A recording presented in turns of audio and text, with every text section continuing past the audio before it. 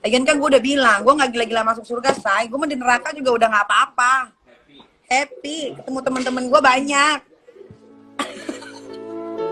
Siapa tahu nanti gue bisa bikin acara di situ. Ketemu Michael Jackson. Nah, ketemu Michael Kapan Jackson. lagi tuh? Ketemu siapa lagi? Banyak. Penyanyi reggae cewek yang meninggal gara-gara overdosis tuh siapa? White siapa tuh? Amy Whitehouse. Gue ketemu Amy Whitehouse di neraka. Terus gue ketemu siapa lagi? Oh, Nanti Beyonce. gue mending masuk neraka aja. Di situ gue banyak ketemu sama artis-artis juga. Bukan artis Indonesia ya, males banget. Jadi kalau ada yang dicelupkan 1 detik aja ke neraka biasa, sedetik aja, celup sedetik, itu sakitnya sama dengan 48 hari. Angkat lagi, celup lagi 1 detik, 48 hari. Angkat lagi, celup lagi 1 detik, 48 hari. Itu neraka biasa. Kalau nggak percaya silahkan aja. Ya. Itu kan diinformasikan supaya kita menghindarinya, bukan terlibat di dalamnya. Ini kan aneh ini, diinformasikan masih mau terlibat di dalamnya juga. Makanya kata para ulama, manusia ini memang agak aneh itu. Bahkan sekarang kalimat aganya jadi semakin hilang, pada aneh. Ya. Ingin masuk surga, tapi selalu melakukan perbuatan yang menjauhkan dia dari surga. Ingin menghindari neraka, tapi senantiasa mengerjakan perbuatan yang menjerumuskan dia ke dalam neraka, kan aneh.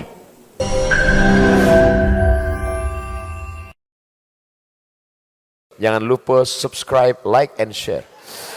Inna akramakum indallah, yang paling mulia di antara kamu di sisi Allah, atqakum, yang paling takut kepada Allah. Ramai kita di rumah Allah ini, yang paling kaya kah yang paling mulia? Tidak. Yang paling ganteng dan paling hebat kuasanya kah yang paling mulia? Bukan. Yang paling berilmu, buya, kiai, ulama, apakah dia yang paling mulia? Tidak ada jaminan.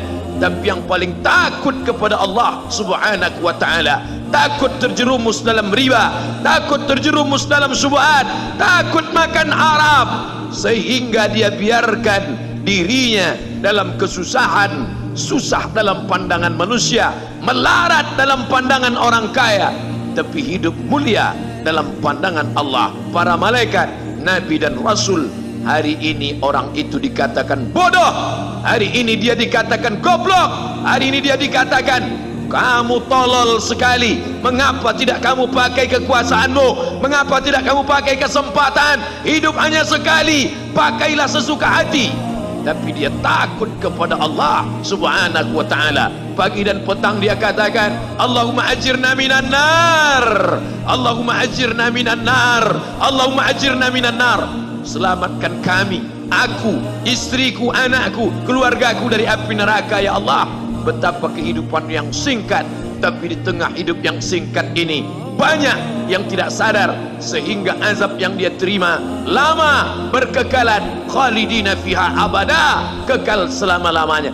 Kullama nadijat juluduhum, ketika kulit mereka gosong, hangus, terbakar, badalna juludan ghairaha, kami ganti dengan kulit yang baru, hangus, gosong, terbakar, hitam, melepuh, menjadi arang. Dia diganti dengan kulit yang baru, liyadzuqul azab, supaya mereka merasakan sakitnya azab.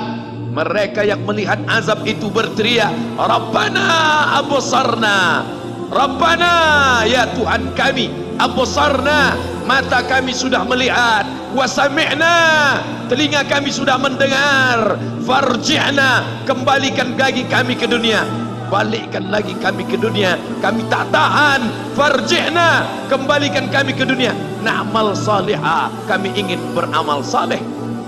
Penyesalan tak lagi bermakna. Hari itu air mata tak ada gunanya. Hari itu bukan hari berdoa, hari itu bukan hari meminta, hari itu bukan hari munajat, hari itu adalah hari pembalasan. Hadza yaumul hisab, ini hari perhitungan. Segala amal akan dituntut, segala perbuatan akan dibalas. Sebesar apapun perbuatan akan diminta pertanggungjawaban di hadapan Allah subhanahu wa ta'ala.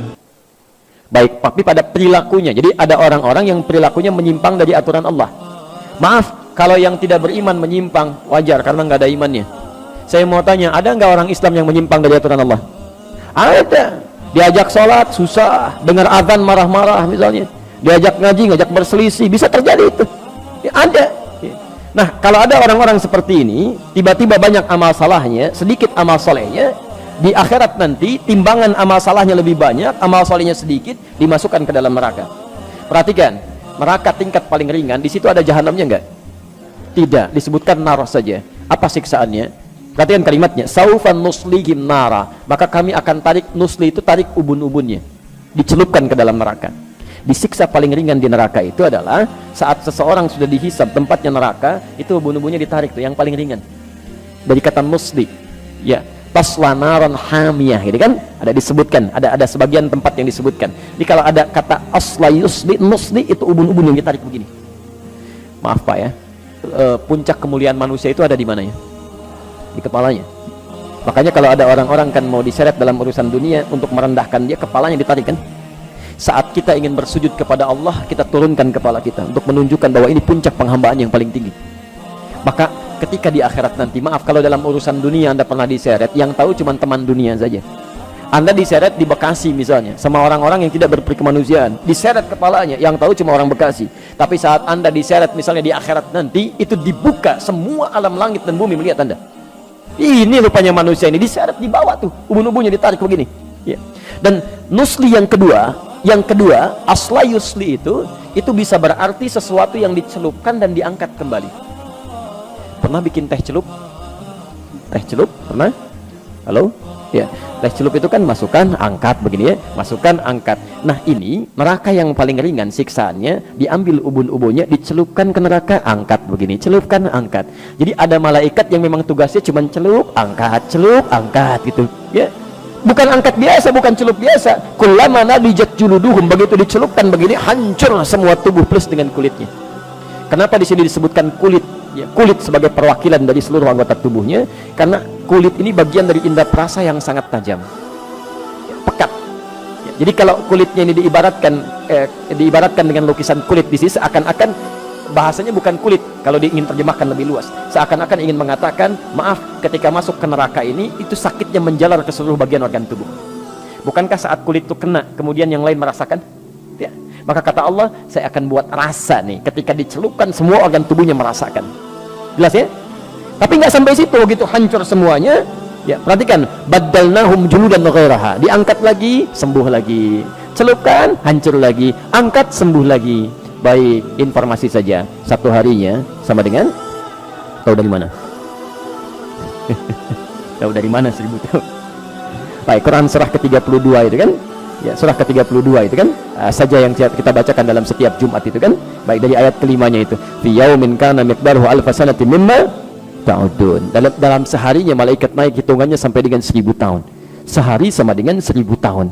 Baik, jadi kalau ada orang, maaf, masuk ke neraka itu, neraka biasa sehari aja, itu hukumannya sama dengan 1000 tahun di dunia. Satu detiknya sama dengan kurang lebih 48 hari. Jadi kalau ada yang dicelupkan 1 detik aja ke neraka biasa, sedetik aja, celup sedetik, itu sakitnya sama dengan 48 hari. Angkat lagi, celup lagi 1 detik, 48 hari. Angkat lagi, celup lagi 1 detik, 48 hari. Itu neraka biasa. Kalau nggak percaya silahkan aja ya. Itu kan diinformasikan supaya kita menghindarinya, bukan terlibat di dalamnya. Ini kan aneh ini, diinformasikan masih mau terlibat di dalamnya juga. Makanya kata para ulama, manusia ini memang agak aneh itu. Bahkan sekarang kalimat agaknya jadi semakin hilang, pada aneh ya. Ingin masuk surga tapi selalu melakukan perbuatan yang menjauhkan dia dari surga. Ingin menghindari neraka tapi senantiasa mengerjakan perbuatan yang menjerumuskan dia ke dalam neraka, kan aneh. Sudah sadar akan meninggal, Bapak Ibu, ada yang tidak meninggal di sini? Ya, akan meninggal. Kapan meninggalnya? Ya, bisa terjadi kapan saja. Hari ini mungkin. Nah, ini yang paling aneh. Sudah tahu akan meninggal dan kapan saja bisa terjadi, masih bermain-main dalam kehidupannya. Dan masih sempat berbuat maksiat gitu. Makanya kata para ulama, kalau Anda ingin terjaga dari keburukan, selalu ingin baik, coba rasakan setiap terfikir berbuat yang tidak baik, rasakan seketika akan meninggal. Ini ada minuman, bukan minuman Anda. Begitu Anda mau ambil begini, nantilah saya bilang nanti sekalian.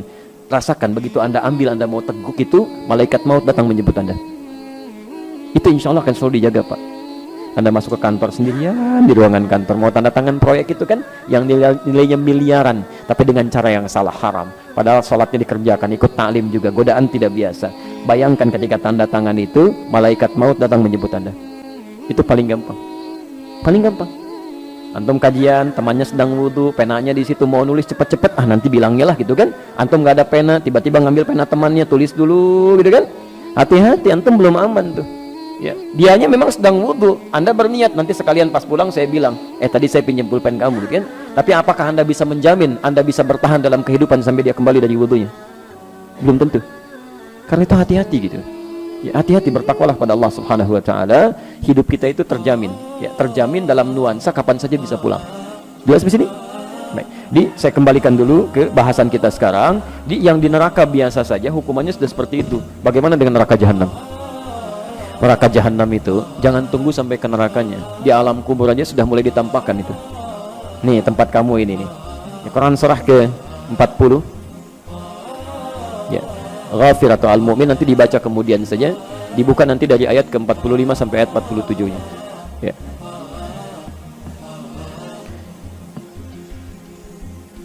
An-naru yu'radu 'alaiha ya ghuduwwan wa 'ashiyya. Di neraka ditampilkan kepada orang-orang ini di setiap pagi dan petang. Setiap waktu neraka aja dikasihkan pada dia tuh. Tampilkan. Dan mohon maaf ya, orang-orang yang masuk neraka jahanam pernah dengar istilah ini? Masuk surga tanpa hisab, pernah dengar? Baik, itu sering kita dengar. Tapi Anda juga mesti dengar, ada orang masuk neraka tanpa hisab. Masuk neraka tanpa hisab, saking cepatnya masuknya itu.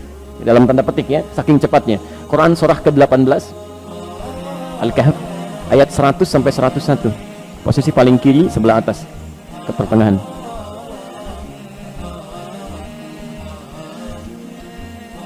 Nah, jadi orang-orang yang masuk neraka ini yang cepat sekali, seakan-akan nyaris tanpa hisab, yang masuk itu bukan neraka biasa. Kalau neraka biasa masih ada amal, Pak. Ini amal cari-cari sampai yang sunnah-sunnahnya itu.